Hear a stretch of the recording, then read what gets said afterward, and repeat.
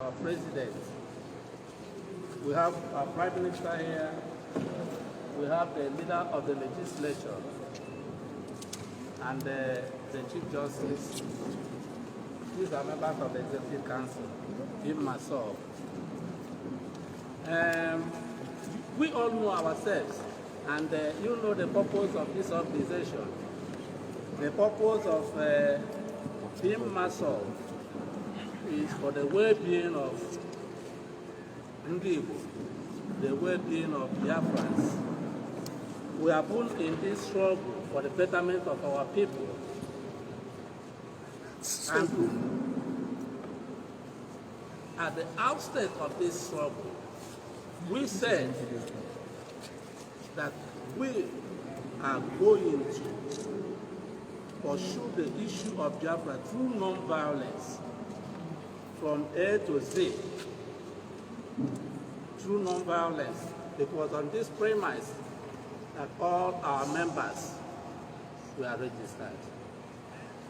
But along the line, politicians came in and took away some of these our members, sponsoring them for their own selfish political purposes. We started having divisions. Today, this thing has become a problem, not only to our members, but to Igbo in general, and even to Nigeria. We feel disturbed. People continue calling. What is happening? What is happening? Talk, talk.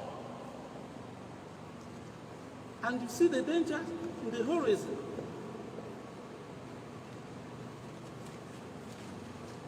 Today, so many people are killed, not actually by the so-called Fulani herdsmen in Igbo land, but by ourselves. Because if you attract the military into Igbo land, they kill Igbos. They will not kill the Westerners or the Northerners. They kill Igbos. At the end of the day, you find out that we, the Igbos, are the ones killing ourselves. That's mainly the purpose of this exercise. People are worried. I'm worried. I'm more worried because I started this exercise. I recruited every other member of this struggle. So the accusing finger is always on me. I want to say that at no point will Igbo go to war with any other tribe in Nigeria. At no point will Igbo go to war against Nigeria. Nobody will push our people into another hostilities in Nigeria. We have encountered a situation where the brains of our young ones now have been bastardized. Our young ones do not reason well again. Go to the social media. Our leaders are humiliated, insulted, blackmailed, as if such is the culture of the Igbo man. We want to say we condemn all this in its entirety. Last time was OBI-IGBO. Even from Enugu to OBI-IGBO to Olo, who are the people dying? Our people. These people, were they killed by Hausa Fulani or Fulani herdsmen? This should be a concern to all of us. To all of us. Because the future is bleak as far as the Igbo race is concerned. You see someone who is not even in Nigeria dictating what happens in Nigeria, mobilizing.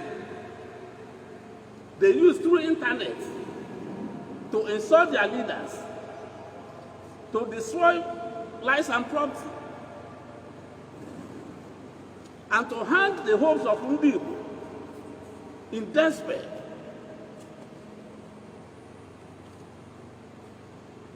Now nobody sleeps with his eyes closed. People are threatened. The Ohanese Ndi Igbo, no respect. The governors, no respect.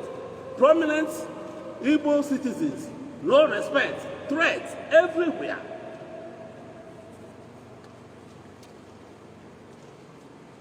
Those doing this thing know that they are going nowhere with it. They know that there is no way they could or they can defeat Nigeria, even if there is a war to borrow money. They know. But they foment trouble in order to enrich themselves for their own personal interests. So I want to urge you that all hands must be on deck to see that this development is dipped in the bud. So far, some governors have tried to stamp their foot on the ground to see that sanity prevailed. In Rivers State, Uwazurike stood his legs on ground. I congratulated him that time. I supported him that what he did was right. Because we cannot allow anarchy to prevail. In Olu the other day, Hope Uwazurike stood his grounds.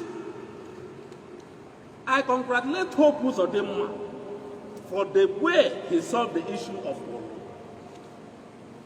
I urge all the Southeast and South-South governors to take the cue to make sure that the Southeast and South-South will not be turned into a state of war.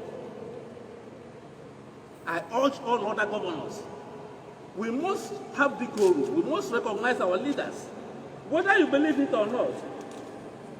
I don't relate with Ohanese, but I respect them as the mouthpiece of Igbo race. There must be a leader. I don't relate with even the Southeast governors, but I respect them. They are the elected officers of the people. They don't denigrate Ohanese Ndi Igbo. They denigrate the governors, all Igbo leaders. Are we living in a state of anarchy? Then you bring in the military to start shooting our people. So many people are killed without records. Then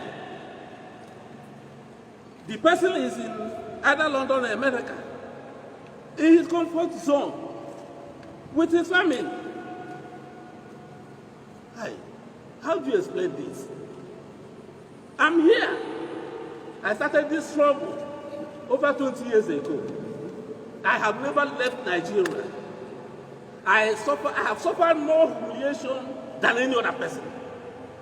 I have suffered more attacks than any other person. I have suffered more threat to life than any other person. But I have not left. I know the consequences of asking the youth to attack the military, to attack the police, to burn police houses or offices. Because if they do it, they will arrest me. I may be killed. But this person now is not nowhere to be found. Because if he's in Nigeria, he will never do that he's doing today. When he was here, he never did it. Please, I'm begging you all, we should embark on this project to save humanity and to save the future of our children. Because the way things are going now, there is a serious problem for us. Not that anything will happen. The person involved is a nobody. I recruited him. I brought him up. I know his capacities. He's a nobody. He's a nobody, as in the word nobody.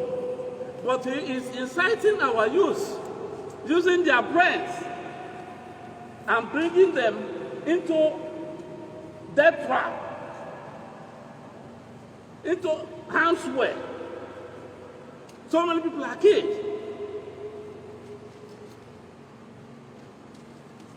Anywhere anything happens good, I encourage it. Do you understand it? Anywhere any bad thing happens, I condemn it. Anybody can say anything he likes. Even the other day, when there was problem between Oligachy and Rogers, I said I congratulated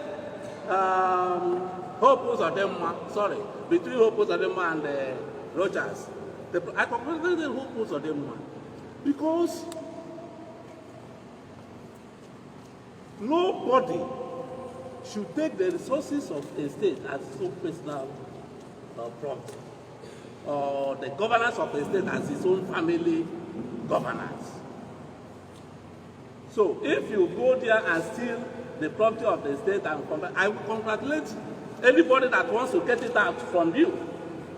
I'm not part of the system, but I say what is right. So what I'm saying today against Nnamdi Kanu, I will say it against any other person that causes the death of our people. If he changes tomorrow and starts doing the right thing, I will welcome him and say, congratulations. So please, gentlemen, we must always learn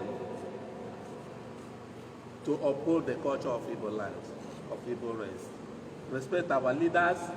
Even if they are so wrong, we caution them. But we mustn't insult or denigrate them. In Nigeria today, every tribe talks about their sons and daughters being the president. There's nothing wrong if the Igbo said they want to be president. It doesn't stop us, as being myself, from pursuing the cause of Biafra. If an Igbo man becomes the president of Nigeria, it doesn't stop being myself from talking about Biafra. We want Biafra more than anything then. But our asking for Biafra can never stop Ndi Igbo or usurp their right of seeking or asking for president in Nigeria, because they are voting for others. Others should vote for them. It doesn't mean that if I say today, Igbo should ask for their president or whatever right in Nigeria, that I'm leaving or bifurcating or discharging my obligations as the leader of Biafra or Maso. But when once you talk about some renegade somewhere, you are a saboteur, they are this, they are giving you money, blah, blah, blah. What for? Any Igbo man that speaks anything is Hausa Fulani wife. He had to bought over. All this nonsense. Please, thank you, gentlemen. Most part of it was in Paradise. Who is this person who said that you recruited, who is a nobody, who has been citing the people? Excuse me, sir. Allow me, sir. Please. And you also talked about people who have led the governors to invite the military against us. Are you talking about the herdsmen? Are you talking about the bandits? Are you talking about the ESM? Please, want you to be specific because of our editors who ask us specific questions. I have mentioned Nnamdi Kanu here, even more than once. He is the person who is fomenting trouble in Igbo land. He is the person who is asking his members to attack military formations, dismantle roadblocks. He is the person that caused the killing of our people in Enugu, OBI-IGBO. and lately at Olo, Nnamdi Kanu of IPOB. Thank you, sir. My question is, you said any other person that chose the part of Nnamdi Kanu will stay condemned, not because they are not saying what you said because of that, and they change their ways to stay in prison. Yes.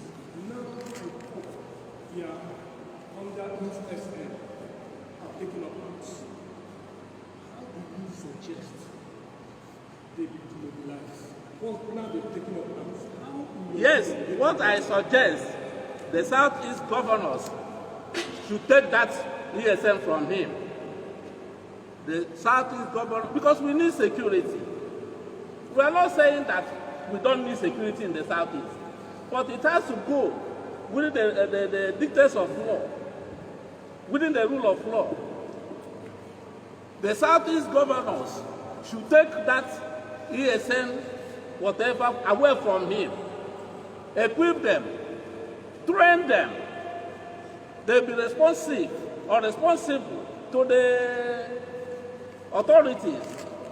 If they arrest somebody, they hand over to the police. If there is any trouble, you know where to trace it to.